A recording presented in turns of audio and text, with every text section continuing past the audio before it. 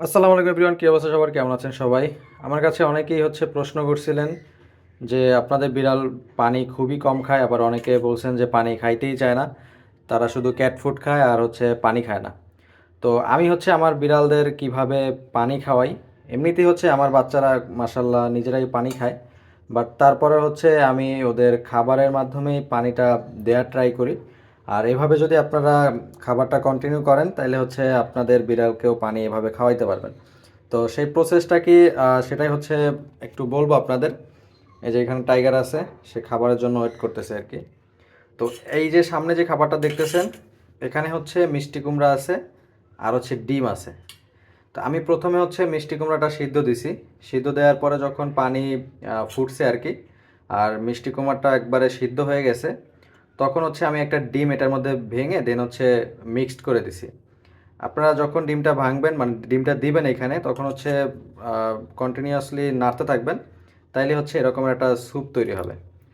তো এই স্যুপটাই আমি আমার বাচ্চাদের একদম সকালবেলা দেই। এখন 10টার মতো বাজে, সকাল 10টা। তো এই 10টার সময় এই খাবারটা দেই। আর একদম 6টা 7টার দিকে খুবই কম পরিমাণে ক্যাট ফুড দেই, মানে একদমই কম, নামমাত্র ক্যাট ফুড দেই। আর ক্যাট ফুডের আপনারা ট্রাই করবেন আপনাদের বিড়ালদের যতটা পারেন কম ক্যাট ফুড খাওয়ানোর, কারণ ক্যাট ফুড বিড়ালের জন্য আসলে ওই রকমের ভালো কিছু না।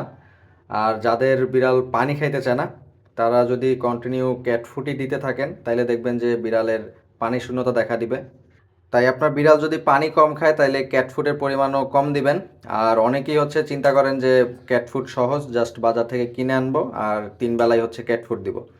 এটা করলে আসলে বিড়ালের সমস্যা হবে, আপনার বিড়ালেরই সমস্যা হবে। তো এটা মাথায় রাখবেন, ক্যাট ফুড দিবেন খুবই কম পরিমাণে। আর এইখানে আপনাদের বিড়াল, আমার বিড়াল তো বেশি আছে, কয়টা 6টা 7টা আছে, যার কারণে এখানে ডিমের পরিমাণ বেশি দেই আমি। আর যাদের একটা দুইটা বিড়াল, তারা এখানে একটা ডিম দিবেন, মানে পরিমাণ মতো দিবেন আর কি।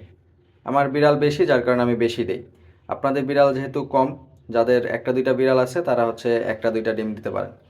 আর যেটা আমি বারবার বলি, যে পানি যাতে বিড়াল খায়, আপনার বিড়াল যাতে পানি খায় পর্যাপ্ত পরিমাণে, সেই দিকে অবশ্যই খেয়াল রাখবেন। আর তা না হলে পানি শূন্যতা দেখা দিবে, আর পানি শূন্যতা দেখা দিলে কিন্তু মানে বিড়ালের খুব মারাত্মক ক্ষতি হবে। আর এই স্যুপটা যে শুধুমাত্র মিষ্টি কুমড়া দিয়ে তৈরি করতে হবে বিষয়টা এমন না, এটার মধ্যে আপনারা চাইলে গাজর দিতে পারেন, পেঁপে দিতে পারেন, ইভেন আর যেই সকল সবজি আছে যেগুলো বিড়াল খায় আর কি, সেগুলো অ্যাড করতে পারেন। আমার বিড়াল মানে মিষ্টি কুমড়াটা একটু বেশি পছন্দ করে, যার কারণে আমি মিষ্টি কুমড়াটাই বেশিরভাগ দিয়ে থাকি। আর এখানে ডিমটা আমি শুধুমাত্র ওদের সকালবেলায় দিয়ে থাকি, আর দুপুর এবং রাতের বেলা ওরা মাছ মাংসই খায়। তো যার কারণে সকালবেলা জাস্ট হালকা খাবার হিসাবে, নাস্তা হিসাবে আমি ডিমটা দিয়ে থাকি। তো আপনারা 3 বেলায় ডিম দিবেন না, 3 বেলা যদি ডিম দেন তাহলে ওদের পেট খারাপ হবে। অবশ্যই ট্রাই করবেন যাদের ওদের ওদের পর্যাপ্ত পরিমাণ পুষ্টিটা ওরা পায়। সেজন্য দুপুরবেলা মাছ মাংস দিতে পারেন, রাতের বেলা মাছ মাংস দিতে পারেন, আর সকালবেলা এই স্যুপটা বানিয়ে দিতে পারেন। আশা করি যারা পানি খাওয়ানোর নিয়ে অনেক টেনশনে আছেন, তারা এই জিনিসটা যদি ফলো করেন বা এটা যদি একবার ট্রাই করেন, তাইলে পানির, মানে পানি খাওয়ানোর সমস্যাটা থেকে আশা করি আপনারা মুক্তি পাবেন, আর আপনার বিড়ালকেও পানি খাওয়াইতে পারবেন।